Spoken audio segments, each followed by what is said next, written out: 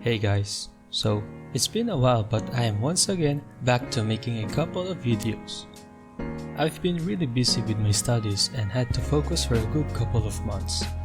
I didn't get to do much 3D modeling during that period, so in this video I thought of making a PS1-ish or a PS1 5-ish demake or remake model of Leon from Resident Evil.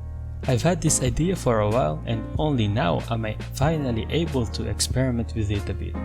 It's also somewhat of a reintroduction to modeling for me since I got to review the keys and shortcuts in Blender again. So for the base mesh, it is once again the same as always. I first apply a mirror modifier to make modeling a lot easier. Since it is a low poly model, I just had to match the overall shape of the reference. I am actually using the original design concepts for Leon from the first Resident Evil game, but just upscale. And if you have played the original games, I also referenced the in-game movie models for Leon. Also, I might change up how I make my videos since I find it a bit difficult to show the entire process of the model. So I might cut portions of the modeling process, but I'll still try to make it comprehensible. As for the sleeves, I was actually doing them wrong in my previous methods.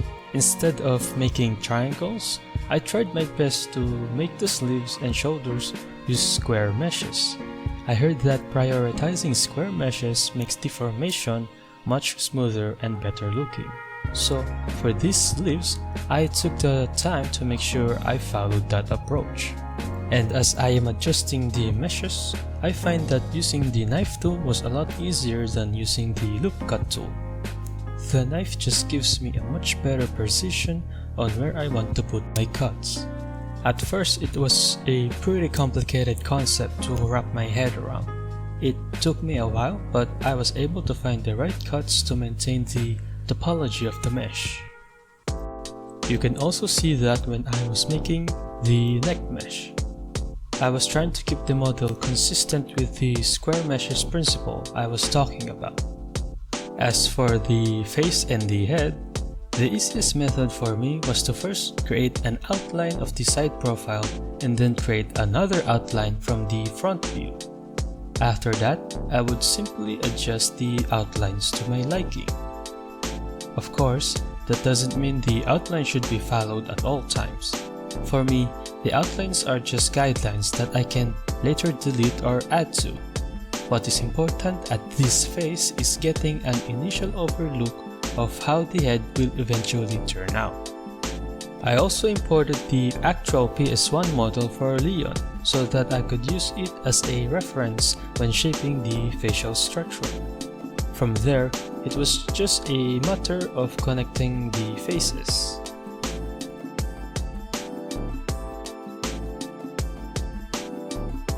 The hair was a bit easier. Since the original design had a simple hairstyle, I just followed its shape and connected it to the main mesh.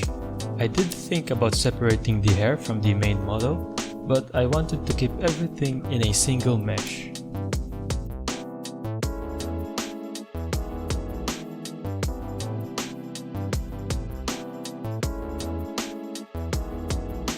In the reference, I wanted to make Leon's shoulder pads more prominent, so I decided to extrude the shoulder faces to make the shoulders appear broader.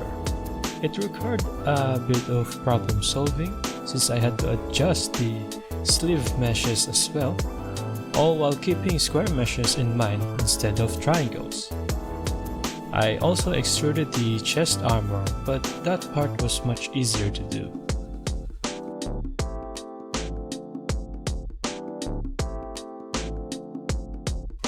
After that, I just adjusted the meshes in several areas, including the legs, pelvis, knees, and feet. Now here comes the part that I really need to improve on. I have always found it difficult to make hands, although I already understand the basics and the general shape that I want them to have. As you can see, I can easily create the palm and fingers. However, one thing I realized was that I was making really poor finger joint meshes. Instead of using square meshes, I was still relying on triangles. I did this because I wanted to keep the vertex count lower, but it ended up looking bad once I started rigging and weight painting the model. The issue wasn't severe, but it was noticeable enough for me to decide that I need to change this approach in future models. After I was done with the mesh, I applied the mirror modifier and then started working on the armature rig. For this one, I did nothing fancy and only created a simple skeleton system. I only worked on the left side since I could just use the symmetrize tool to mirror everything to the other half. I just made sure to give the bones proper directional names so that the tool would be able to detect and mirror them correctly. Then I parented the mesh to the armature, applied automatic weights, and I was pretty much done with the initial rigging process. Then I proceeded to check the hand weight paints since I know that the automatic weights can sometimes mess things up. So I went ahead and polished the weight paints manually. This part took a while because I accidentally messed something up and I had to redo the automatic weights from scratch. But after reapplying them and cleaning everything up, I ended up with these nice, clean weight paints for the hands.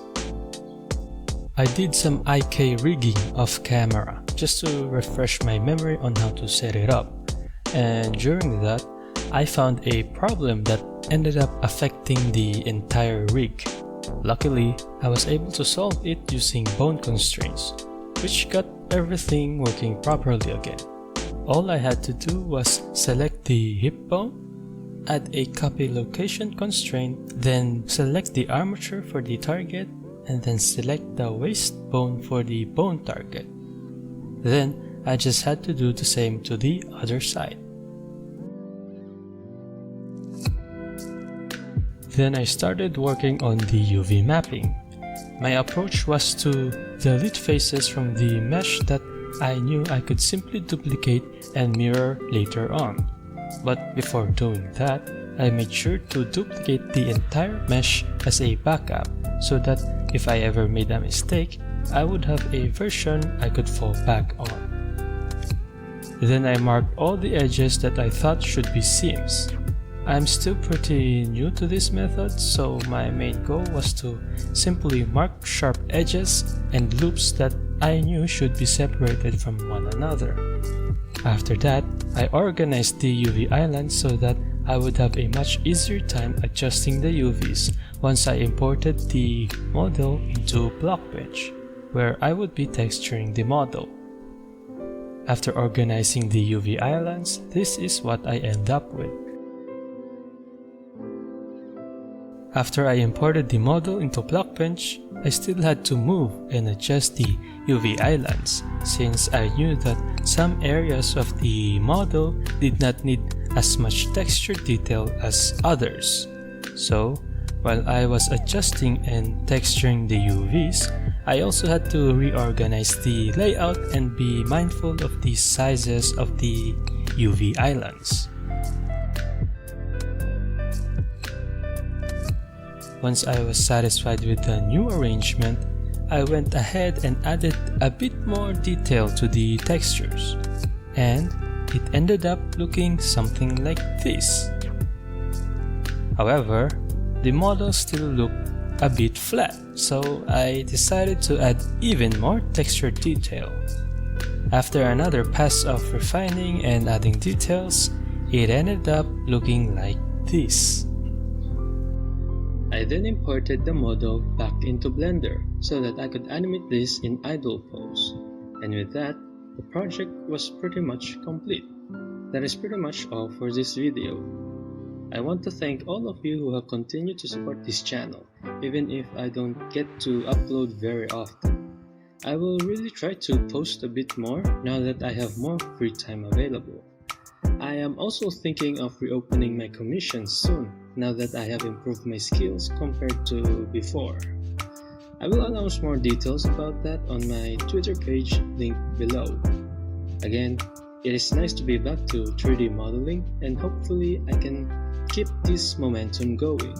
See you in the next video.